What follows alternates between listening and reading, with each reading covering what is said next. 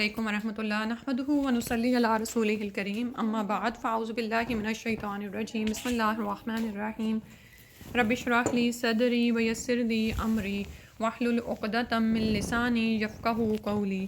آج انشاءاللہ ہم سورہ لقمان کا ترجمہ دیکھ لیتے ہیں۔ بسم اللہ الرحمن الرحیم، الف لام میم، یہ حروف مقطعات ہیں۔ تلک آیات الکتاب الحکیم، یہ آیات ہیں حکمت والی کتاب کی۔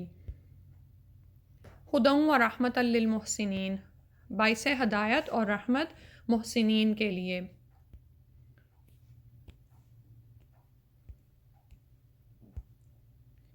وہ جو نماز قائم کرتے ہیں اور زکوٰۃ ادا کرتے ہیں اور آخرت پر وہ یقین رکھتے ہیں، یہی لوگ ہدایت پر ہیں اپنے رب کی طرف سے، اور یہی لوگ ہیں جو فلاح پانے والے ہیں۔ اور لوگوں میں سے کوئی وہ ہے جو خریدتا ہے تماشے کی چیزیں، کھیل تماشے کی چیزیں خریدتا ہے تاکہ لوگوں کو گمراہ کرے اللہ کے راستے سے بغیر علم کے اور اس کو ہنسی بنا لیں۔ یہ وہ لوگ ہیں جن کے لیے اہانت آمیز عذاب ہے، یعنی لوگ ایسی چیزیں خریدتے ہیں جس سے وہ لوگوں کو دین کے راستے سے روکیں اور ان کو گمراہ کر دیں۔ نہ صرف ایسے لوگ خود دین کے راستے سے رکتے ہیں بلکہ اللہ کے دین سے دوسروں کو بھی ہٹاتے ہیں بغیر علم کے، اور پھر اس سے بڑھ کر اس کو ہنسی مذاق کی چیز بنا لیتے ہیں۔ یہ وہ لوگ ہیں جن کے لیے اہانت آمیز یعنی رسوا کرنے والا، خوار کرنے والا، ذلیل کرنے والا عذاب ہے۔ اور جب اسے سنائی جاتی ہیں ہماری آیات تو وہ پیٹھ موڑ کر چل دیتا ہے، یعنی وہ بندہ جو یہ کام کرتا ہے اب اس کی اور باتیں بتائی جا رہی ہیں کہ جب وہ اللہ کی آیات کو سنتا ہے تو پیٹھ موڑ کر چل دیتا ہے، تکبر کرتے ہوئے جیسے کہ اس نے انہیں سنا ہی نہیں، گویا کہ اس کے کانوں میں بوجھ ہے۔ تو اے نبی صلی اللہ علیہ وسلم، آپ اس شخص کو دردناک عذاب کی بشارت دے دیجئے۔ یقیناً وہ لوگ جو ایمان لائے اور جنہوں نے نیک اعمال کیے ان کے لیے نعمتوں بھرے باغات ہیں، وہ ان میں ہمیشہ رہیں گے۔ یہ اللہ کا وعدہ ہے جو سچا ہے اور وہ زبردست ہے، حکمت والا ہے۔ تو یہاں پر ایمان کے ساتھ عمل صالح کی بات ہوئی ہے، ٹھیک ہے۔ اللہ سبحانہ و تعالیٰ ہمیں ان میں شامل فرما لیں۔ اس نے آسمانوں کو تخلیق کیا بغیر ایسے ستونوں کے جنہیں تم دیکھ سکو، اور اس نے زمین میں لنگر ڈال دیے تاکہ تمہیں وہ لے کر ایک طرف لڑک نہ جائے، اور اس میں ہر طرح کے جانور پھیلا دیے، اور ہم نے آسمان سے پانی اتارا، پھر اگائے اس میں ہر طرح کے نباتات کے خوبصورت جوڑے۔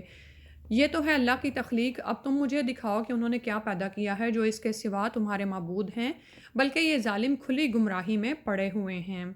اور ہم نے لقمان علیہ السلام کو دانائی عطا کی تھی کہ اللہ کا شکر ادا کرو، اور جو کوئی بھی شکر ادا کرتا ہے تو وہ شکر کرتا ہے اپنے ہی بھلے کے لیے، اور جو کوئی ناشکری کرتا ہے تو اللہ بے نیاز ہے اور وہ اپنی ذات میں خود محمود ہے، یعنی تعریف والا ہے۔ اس کا مطلب یہ ہے کہ اللہ سبحانہ و تعالیٰ کی ذات یعنی تو تعریف والی ہے، کوئی اس کی تعریف کرے یا نہ کرے وہ تو ہے ہی کامل تعریف والا۔ اور جب کہا لقمان علیہ السلام نے اپنے بیٹے سے جبکہ وہ اسے نصیحت کر رہا تھا، اے میرے بیٹے، اللہ کے ساتھ شرک مت کرنا، یقیناً شرک بہت بڑا ظلم ہے۔ اور ہم نے وصیت کی انسان کو اس کے والدین کے بارے میں کہ اس کو اٹھائے رکھا اس کی ماں نے اپنے پیٹ میں کمزوری پر کمزوری جھیل کر، اور اس کا دودھ چھڑانا ہوا 2 سال میں، کہ تم شکر کرو میرا اور اپنے والدین کا، اور میری ہی طرف تمہارا لوٹنا ہوگا۔ اور اگر وہ تم پر دباؤ ڈالیں کہ تم میرے ساتھ شریک کرو اس چیز کو جس کا تمہارے پاس کوئی علم نہیں، تو ان کا کہنا مت مانو، اور دنیا میں ان کے ساتھ رہو بہتر انداز میں، اور پیروی کرو اس شخص کی جو میری طرف رخ کر چکا ہے، پھر میری ہی طرف تمہارا لوٹنا ہے، پھر میں تمہیں جتلا دوں گا جو تم کچھ کرتے رہے ہو۔ اے میرے بچے، اگر وہ کوئی اچھا یا برا عمل رائی کے دانے کے برابر بھی ہو، پھر وہ ہو کسی چٹان میں یا آسمانوں میں یا زمین کے اندر، اسے اللہ لے آئے گا، یقیناً اللہ بہت باریک بین ہر چیز کی خبر رکھنے والا ہے۔ اے میرے بچے، نماز قائم کرو اور نیکی کا حکم دو اور برائی سے روکو، اور جو بھی تکلیف تمہیں پہنچے اس پر صبر کرو، یقیناً یہ ہمت کے کاموں میں سے ہے۔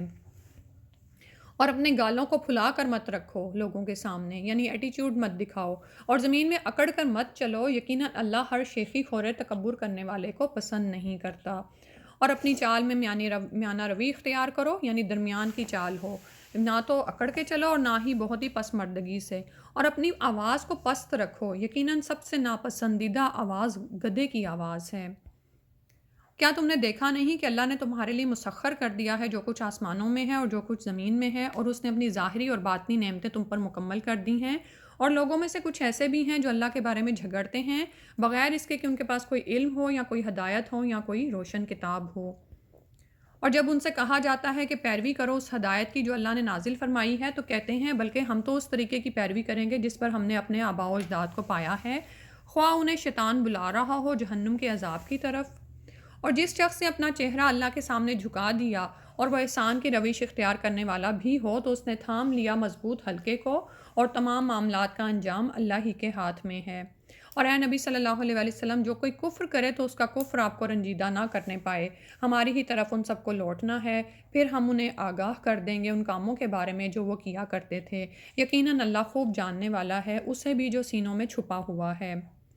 ہم انہیں تھوڑی دیر کے لیے مال و متاع دے رہے ہیں، پھر ہم انہیں کھینچ کر لائیں گے ایک بہت گاڑے عذاب کی طرف۔ اور اے نبی صلی اللہ علیہ وسلم، اگر آپ ان سے پوچھیں کہ کس نے پیدا کیا ہے آسمانوں اور زمین کو، تو ضرور کہیں گے کہ اللہ نے۔ آپ صلی اللہ علیہ وسلم کہیے کہ سب تعریفیں اللہ ہی کے لیے ہیں، لیکن ان کی اکثریت علم نہیں رکھتی۔ اللہ ہی کے لیے ہے جو کچھ آسمانوں اور زمین میں ہے، یقیناً اللہ ہی غنی ہے، بہت خوبیوں والا۔ اور اگر زمین میں جتنے بھی درخت ہیں وہ سب قلم بن جائیں اور سمندر سیاہی بن جائے، اس کے بعد اس کو مزید 7 سمندر سیاہی مہیا کریں تو اللہ کے کلمات ختم نہ ہوں گے۔ یقیناً اللہ زبردست ہے، کمال حکمت والا ہے۔ تم سب کا پیدا کرنا اور دوبارہ اٹھانا اللہ کے لیے ایسا ہی ہے جیسے ایک جان کا پیدا کر دینا اور دوبارہ زندہ کر دینا۔ یقیناً اللہ سب کچھ سننے والا، ہر چیز پر نظر رکھنے والا ہے۔